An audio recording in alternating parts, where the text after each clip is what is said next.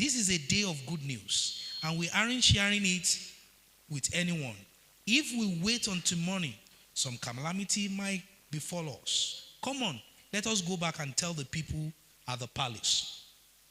So they went back to the city, told the gatekeepers what has happened. They went out to the Aramean camp. They said, and no one was there. And the horses and the donkeys were tied, and the tents were all there, but there wasn't a single person around. Then the gatekeeper shouted the news to the people in the palace. And the king got out of his bed in the middle of the night and told his officer, I know what has happened. The Aramean, the Samaritan know we are starving. So they have left their camp and have hid in the field that are expecting us to leave the city, and then they will take us alive and capture the city.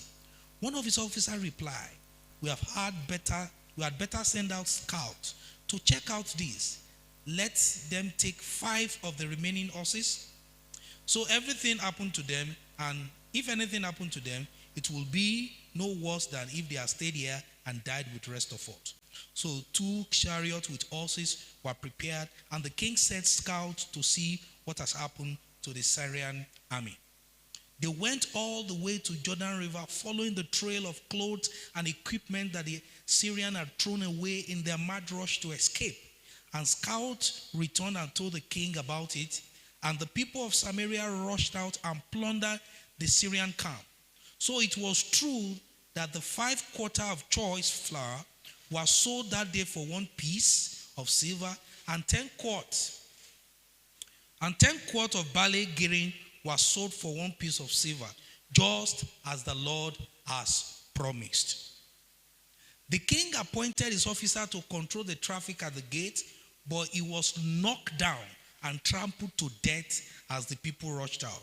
So everything happened exactly as the man of God has predicted when the king came to his house. The man of God said to the king, by this time tomorrow in the markets of Samaria, 5 quarts of flour will cost 1 piece of silver, and 10 quarts of barley grain will cost 1 piece of silver. And the king officer had replied that cannot happen, even if God opened the windows of heaven. And the man of God said, you will see it happen with your own eyes, but you will not be able to eat out of it. And so was he, for the people trampled him to death at the gate. That's the second story. Now the third story.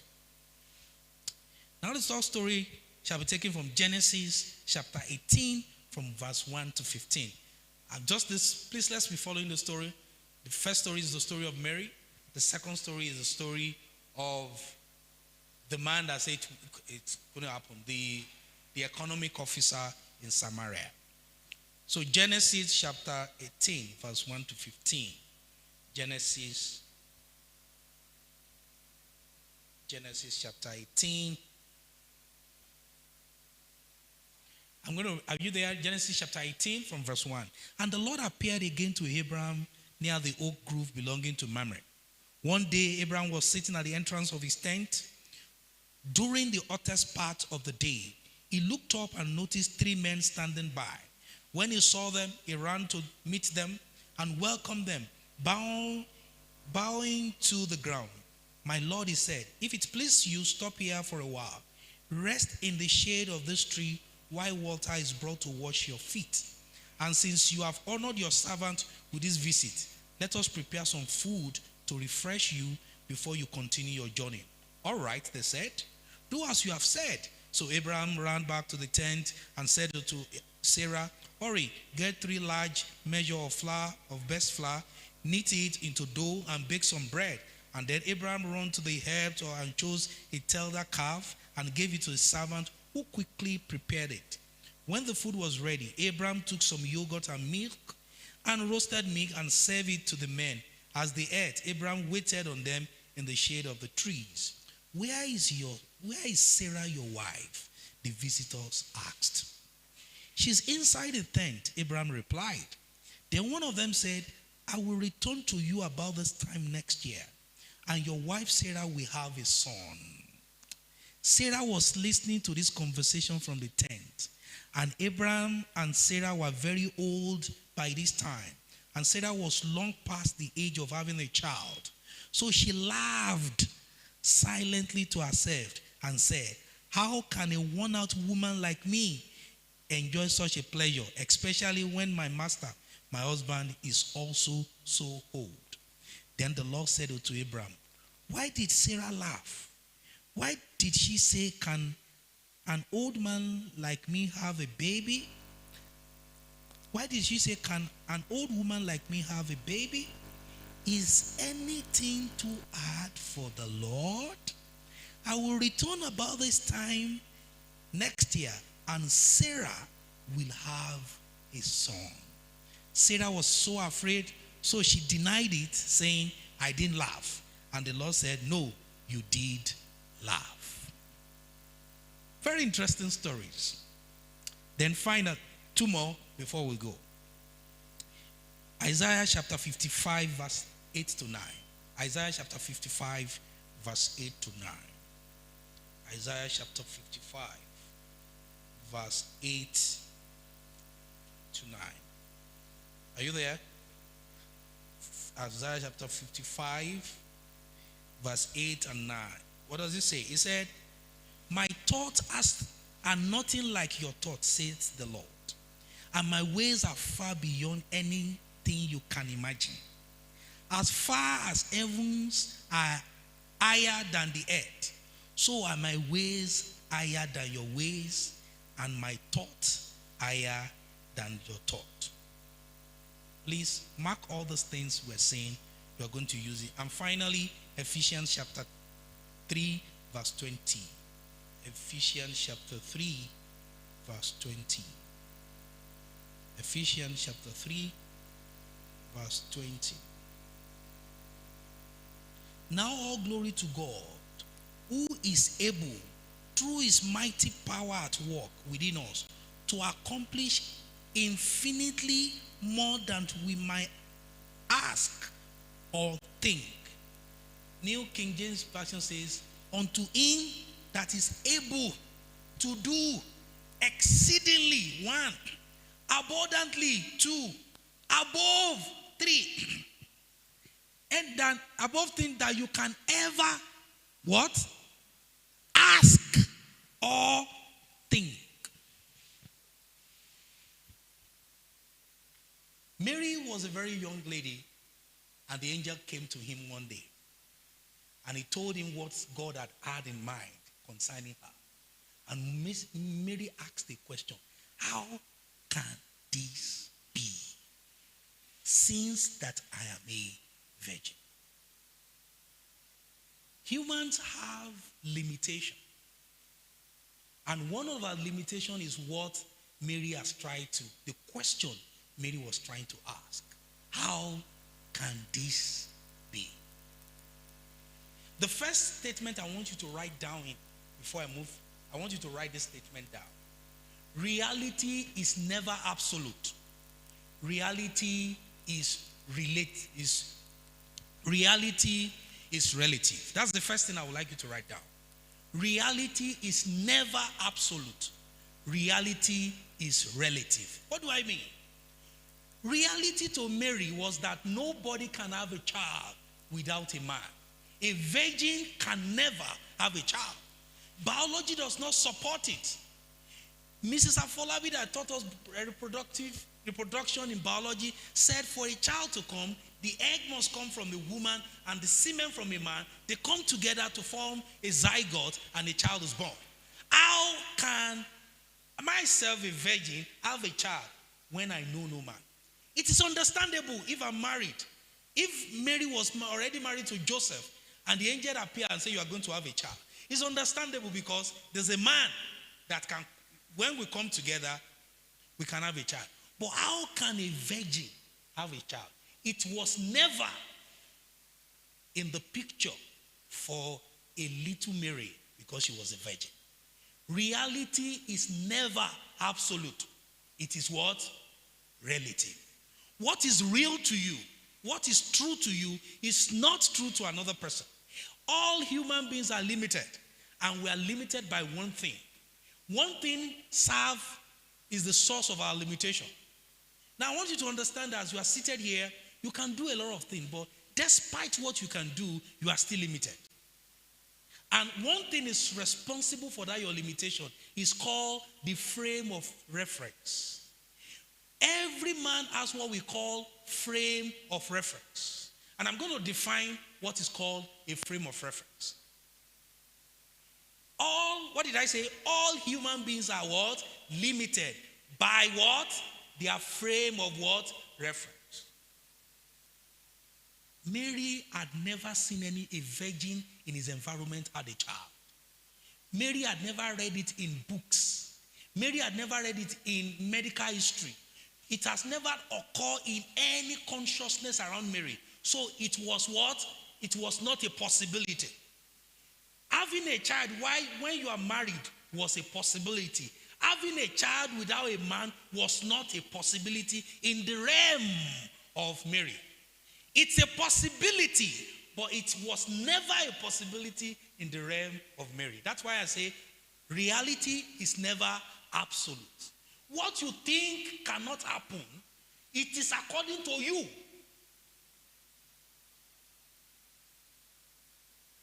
So you can't say this cannot happen. No, that was what the economist said in Syria. He said this cannot happen. Even God opens the windows of heaven.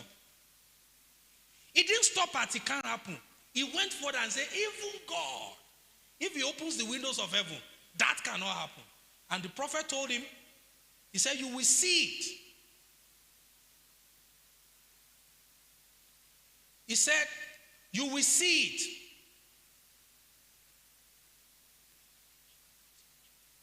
He said, you will see it with your eyes, but you won't eat out of it. The way the prophet said it was the way it happened. For an economist, that thing was not a reality. It was totally out of his own word reality. How can you say by tomorrow 1 naira will be equivalent to $1? Based on economics, based on market forces, based on all the things London Business School and the London School of Business and London School of Economics and Political Science, all the professors of economics will tell you it can't work based on this law, based on this law. But that is their own reality. That is not absolute reality. So what is frame of reference? I'm going to give you a short definition of frame of reference. Please follow me. I'm going somewhere. It will get clearer to you as I go. What is frame of reference? Remember, everybody's reality comes from his frame of reference. Frame of reference can be defined as a particular set of beliefs, assumptions, philosophy, etc., that shapes how an individual perceives and interprets the world around them. This influences their thoughts, opinion, judgment, affecting how they understand and respond to events, situation, and information. I repeat that. A frame of reference can be defined as a particular set of beliefs, assumptions, philosophy, etc., that shape how an individual perceives and interpret the world around them. This influences their thoughts, opinion, judgment, and it affects how they understand and respond to events and situation and information. There are so many factors that are responsible for our frame of reference. Number one, our personal experiences, our education, our knowledge, our exposure, our background, our goals, our value, our encounters. These are things that create a frame of reference. When I was going to UK for my master's, of my traveling, as I was packing my load, one of my uncle, he was around. He said, I had this jacket I got. It was a Gap jacket. But it was a jacket, same as a pullover. And I'm going to, wear this when I get to UK. And the man had lived many years in the UK. He looked at me and said, you need another jacket. That jacket will not work for you. I say, now today hype this UK self. Waiting. This one that is strong can take care of me. What is it? Is it not cold? Have I not seen cold? Are we? Are we? So I got into, I flew from Abuja, got into the plane, and then we got to Glasgow. All my life, I've been seeing cold. You know, they say, go and wear clothes. It's cold outside. I have never seen that kind of cold. As I stepped out, it's as if I was kept into a cold room that has been working non-stop for like 5 years.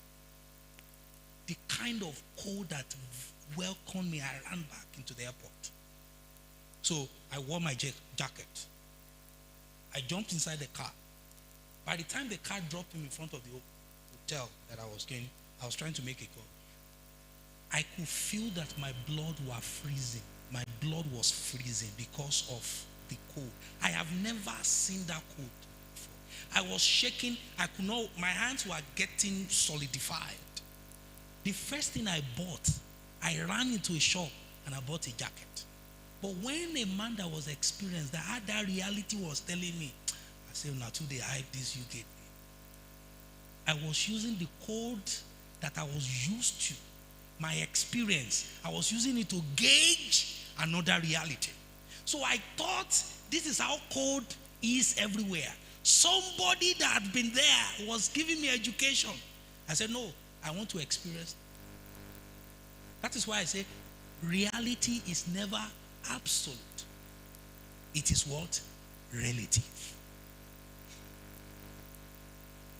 So as you begin to move in life, God might, you see, this frame of reference is one of the reasons why a lot of us don't get a lot of things from God. This is why a lot of us don't get possibility done. This is why a lot of us are restricted. You see, until your frame of reference change, you cannot capture the reality you desire. Until your frame of reference changes, you can never capture the reality you desire. You see, life is like using the camera. It is what the lenses of your camera can capture. That is what you can print and see. That is not what is available, but is wherever you put the camera of your life, that is what it will capture, and that is what is going to print to you, and that is what you are going to call reality. Now, when you watch a TV at home, maybe a news, do you know that there are a lot of guys behind those things that you didn't see? So if you thought it was, if you think what you are seeing on the street, on the screen is what is only available, then you don't understand. I have worked in media houses that the guy that was casting the news was wearing a knicker. On top was a suit. So anybody that's looking at him sees a suit. So when the camera goes off, he just removes his suit and it is 3/4 and he's going around. Because that is what the lens can see. Reality is never absolute. It's what? Relative. And that will determine what possibilities that you will acquire in your life as you journey through life. The Bible scholars have said the promises of God are like over 4,000. But they will never come into your life until you understand what we are discussing now. The word think is not the way you think.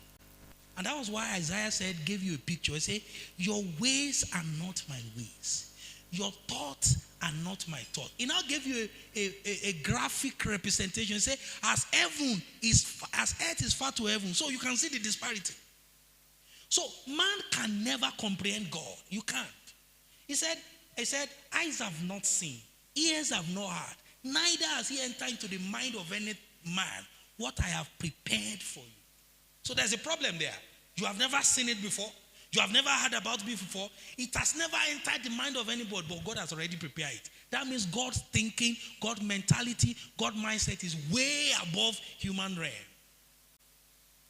God said, go and tell them in Samaria, by this time tomorrow, I'm going to do a miracle in the economy. He said, it can't happen.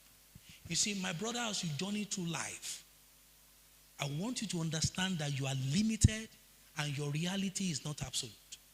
If God, maybe you had a dream, maybe God told you that I'm going to make you great, you are going to be a billionaire. You woke up, you say, I thought maybe it's because I've not eaten. How can I be a billionaire? You do a quick survey around your family. Nobody has been wealthy in your family. Even you don't even imagine. It's okay. That is your own reality. But that God's reality is totally different from you. That was why Mary was asking, how can this be?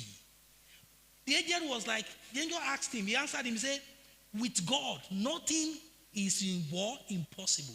With God, all, not some, all things are possible. With man, it might be impossible, but not with God. So as you journey through life, don't allow anybody to school you. Man is limited. God is unlimited. So that consciousness is what guarantees what you will attempt and what you will get in life. The consciousness that you are limited and God is unlimited is what will determine what you will get and what you will achieve in life.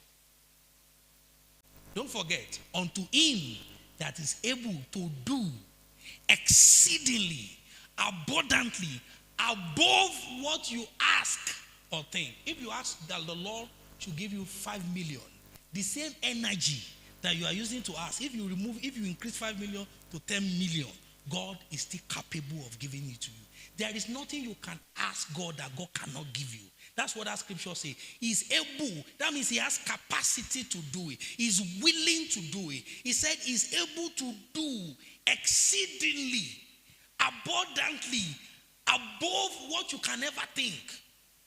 You can think to be a billionaire. God can still do it. See, I want you, as you begin to journey in life, I want you to put God in another, what do we call it? In another class. Some of us just talk about God and say, God can do everything. Just to think, when you say you think you are massaging the ego of God, you are not massaging the ego of God.